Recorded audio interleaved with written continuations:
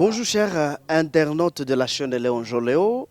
Merci de nous suivre à République démocratique du Congo, également dans la diaspora. Merci d'être avec nous. Nous sommes mon Mpenzi Manzokela à la présentation et nous sommes à Butembo, à l'est de la République démocratique du Congo.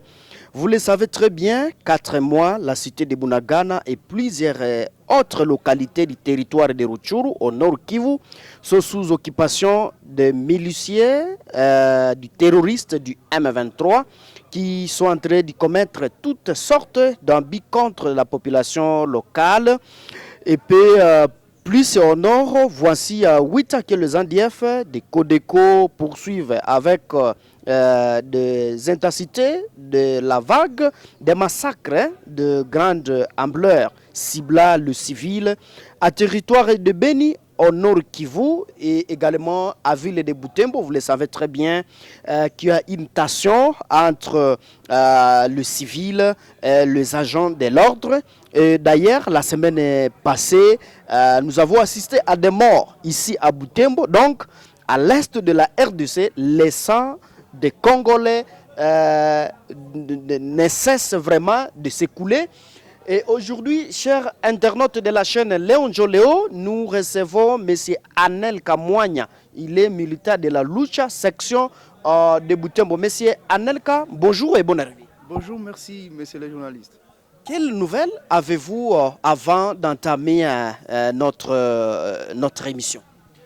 En fait, comme vous le savez, dans notre région de l'Est, Un mot d'abord à nos téléspectateurs. Qui êtes-vous? moi c'est Anel Kamwanya, je suis militant de la Lucha, section de Butembo. Ce que je voulais dire au public avant d'entamer cette séance d'échange avec Léo Joléo TV, et je voulais juste présenter mes condoléances à toute la population de l'Est, précisément Bunagana, Beni et Ituri, qui ont perdu les leurs dans cette aventure des ADF et des M23. Et je voulais aussi le dire tout haut que nous partageons le même souffrance et que nous sommes toujours solidaires avec eux. Donc qu'ils ne soient pas découragés, nous sommes toujours avec eux. Oui, face à des actions que nous sommes en train de subir ici à l'est de la République démocratique du Congo, également à Rutshuru, à Beni, alors que nous sommes sous état de siège, donc une période pour les militaires qui sont engagés pour rétablir la paix d'urgence ici à l'est de la RDC. Monsieur Anel Kamwanya, vous êtes militant de la Lucha. Quelle est votre lecture face à des actions, à ce que les citoyens congolais, les civils, sont en train de subir? Bon, en fait, c'est quelque chose qui étonne et ça nous amène d'ailleurs à penser qu'il y a une complicité d'ailleurs de la part des autorités parce que, imaginez, les gens sont en train d'être massacrés chaque jour. Et c'est là, il n'y a pas une action, il n'y a pas des actions de grande envergure. Et à côté des gens qui sont massacrés, vous verrez maintenant l'état de siège qui se manifeste quand il y a des civils qui veulent exprimer leur ras-le-bol face à l'inaction du gouvernement. Donc pour nous, c'est quelque chose qui continue à nous étonner et que l'état de siège, normalement, dans ce cas, devrait être élevé parce qu'ils ne sont pas à mesure de nous faire la paix. Oui, vous le savez très bien que l'état de siège est en train de faire quelque chose du minimum, ne fût-ce que sécuriser la population. Même si vous, militants, vous dites que vraiment ça ne marche pas, pouvez-vous nous prouver que vraiment ça ne marche pas avec l'état de siège? Effectivement, il y a 120 jours aujourd'hui que Bunagana est occupé. Cela montre que l'état de siège ne fait rien. Si vous descendez à Beni, pas moins d'une personne qui meurt chaque jour. Si vous allez à Nitour, au brûle des maisons, on incendie de véhicules chaque jour sans aucune assistance de ces animateurs de l'état de siège. Comment allons-nous dire que ces gens sont en train de travailler pendant que les violences augmentent? Si vous revenez un peu dans l'histoire, vous allez voir que avant l'état de siège, il y avait peu de morts que pendant l'état de siège. Donc ça veut dire que l'état de siège est autre que la paix. Et ça s'explique dans le sens où vous verrez les activistes des droits humains qui sont traqués partout parce qu'ils ont exprimé leur ras-le-bol face à l'inaction de cet état de siège. Donc l'espace civique est est vraiment menacé par les autorités de l'état de siège, parce qu'au moins, ils ne veulent pas que les activistes puissent les rappeler qu'ils ont échoué. C'est en fait ça. Oui, Monsieur Anel Kamwanya, je rappelle aux internautes que vous êtes un militant de la Lucha section de Butembo. Avec vous, Monsieur Anelka, vous le savez très bien, à Karuchuru, il y a le M23, soutenu par le Rwanda. Ils sont en train de contrôler cette cité. Mais cela, c'est radio de la part de nos autorités. Vous, personnellement, quand vous voyez Ruchuru, quand vous voyez les collines où le M23 contrôle vraiment, alors que nos militaires, nos FARDC, nos forces armées sont là, quel est votre point de vue face à tout ceci?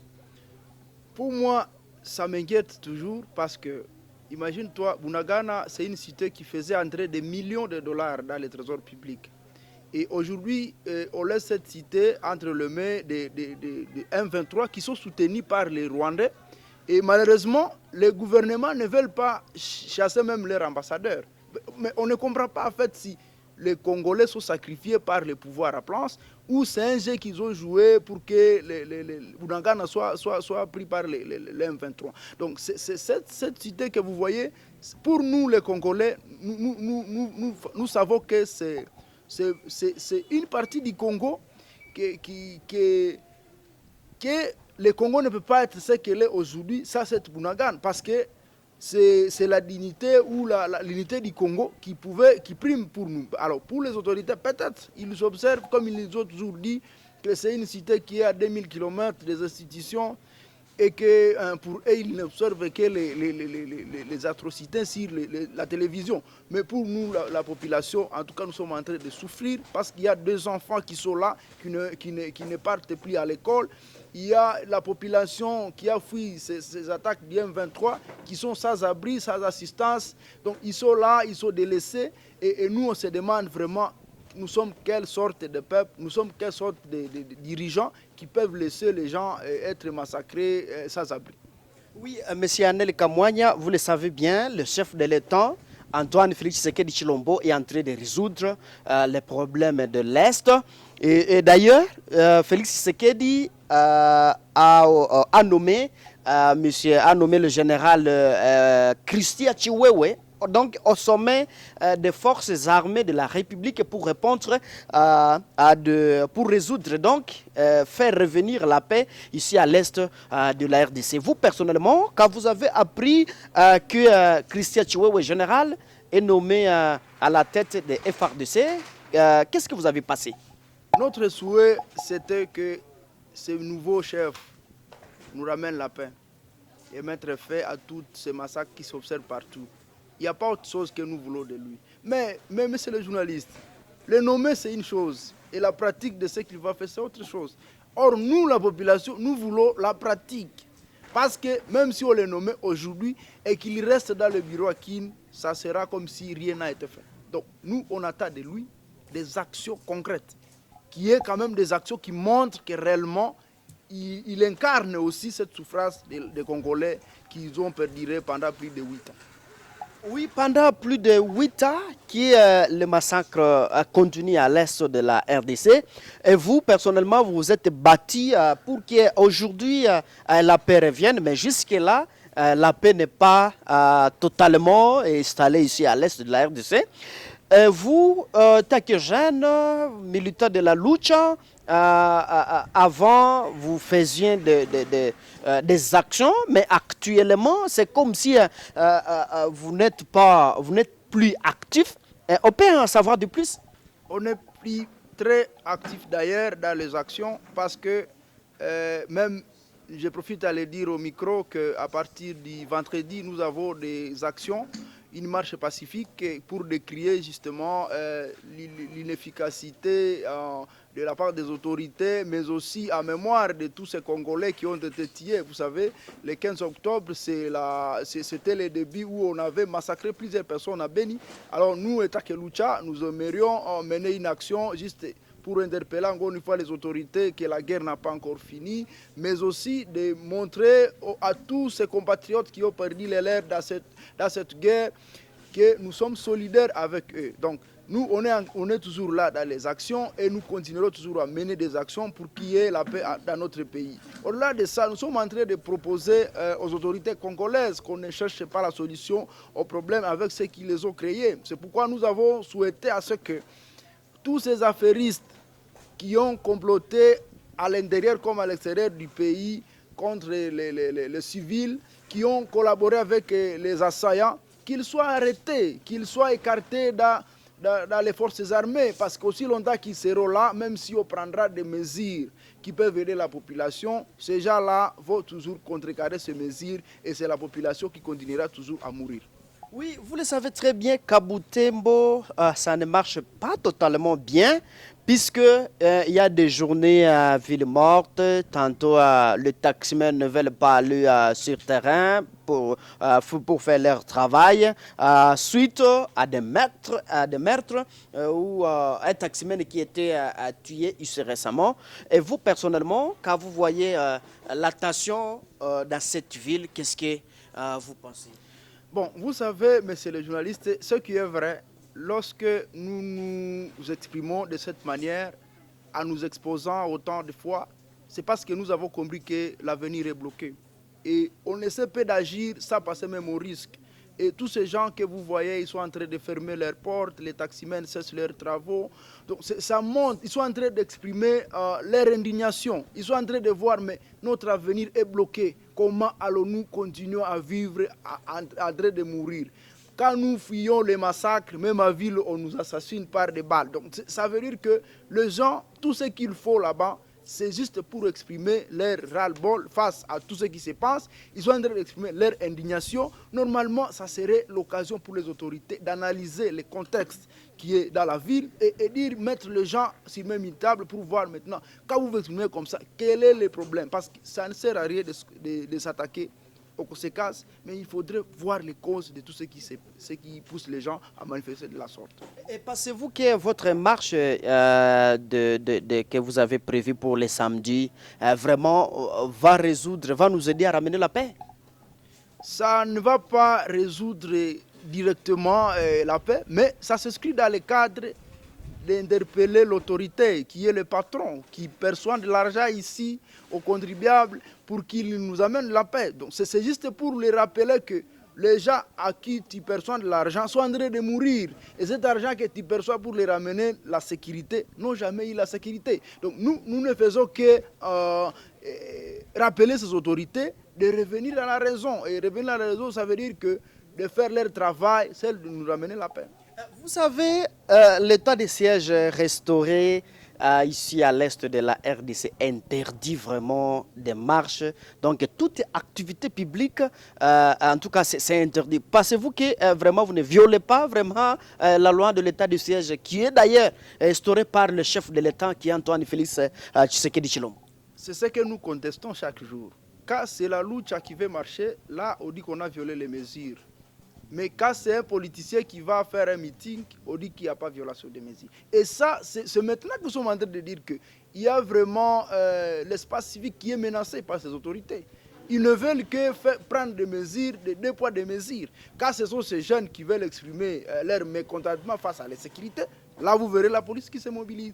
Mais quand on les appelle d'aller libérer Bunagana, vous ne les verrez pas. Et on va continuer avec ça comment? On ne va pas continuer avec ça. Nous pensons qu'au même titre qu'ils ont autorisé des meetings à Butembo, qu'ils laissent aussi les gens de la lucha de marcher pacifiquement parce qu'eux aussi sont en train d'exprimer leur indignation par rapport à ce qui se passe. Oui, monsieur Anelka Mwanya, en tout cas, je sais que vous êtes bien informé sur la situation de la République démocratique du Congo. Vous, personnellement, pensez-vous que vraiment, au Nord Kivu, bientôt, la paix va revenir avec les différents généraux qu'on est en train de nous amener ici à l'Est? Bon, moi je pense que c'est un souhait des Congolais digne de ce nom et surtout des Kivusiens qui ont quand même perduré dans la guerre. Et nous espérons que notre souhait, c'est que ces gens nous ramènent la paix. Mais sous condition, on ne peut pas mener la paix, je l'ai dit tout haut, car les affairistes, les gens qui ont créé les sécurités, sont encore dans l'armée. On ne peut pas. Ça, c'est vraiment impossible. Quand les gens qui détournent de l'argent sont encore dans l'armée, là, on ne peut pas avoir la paix. Parce qu'ils vont chaque fois contrecarrer toutes ces décisions-là. Donc moi, je pense que la mesure qui a été prise par le président de la République, normalement, ça serait une mesure qui devrait être décentralisée. Donc, du sommet jusqu'à la base. Qu'on essaie d'enlever tous ces régiments-là qui sont ici, qui ont fait de 5 ans, 6 ans ici, parce qu'ils ont transformé la guerre en un business. Alors comment voulez-vous que la guerre puisse finir? Pendant qu'il y a les gens qui aient la guerre de Beni, c'est quelque chose qui va les aider pour être élus. Les autres, ils pensent qu'avec la guerre de Beni, ils peuvent avoir de l'argent. Les autres savent que c'est une prophétie qui s'accomplisse. Mais comment vous voulez que la guerre puisse finir? Moi, je pense que la plus grande chose, c'est prendre de grandes décisions et instaurer aussi des mesures d'accompagnement. Parce qu'il suffit de signer une ordonnance qu'on a nommé tel comme chef, ça, des mesures d'accompagnement qui peuvent l'aider justement à faire ce travail comme il faut. Oui, Monsieur Anel Kamwanya, merci vraiment d'avoir accepté notre invitation. Mais avant peut-être de boucler notre émission, Monsieur Anel Kamwanya, un mot à nos téléspectateurs, aux internautes et surtout au peuple congolais qui vous suivent à République démocratique du Congo, mais également aussi à l'étranger, comme en Nouvelle-Zélande, aux États-Unis, en France, et partout, donc au monde entier, vous êtes écoutés par le peuple congolais.